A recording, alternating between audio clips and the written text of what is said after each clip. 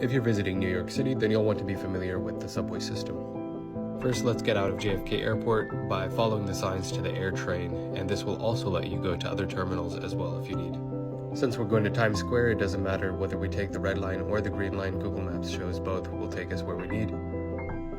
Then, like in many other metropolitan cities all over the globe, you can take your contactless card and get out of the station. Google Maps tells us to follow the E line all the way to Manhattan, so that's what we'll continue doing. In the subway cards, you can corroborate your stops with Google Maps on the signs.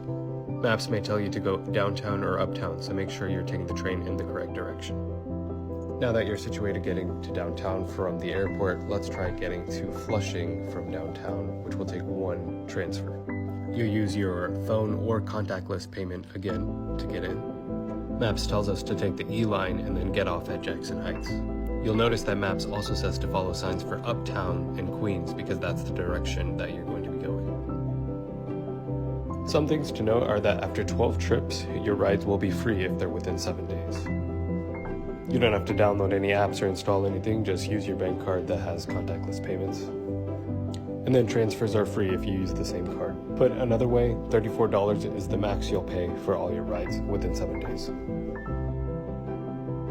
Sometimes Maps will tell you where to exit that's closest to your destination, and other times it'll just be more generic.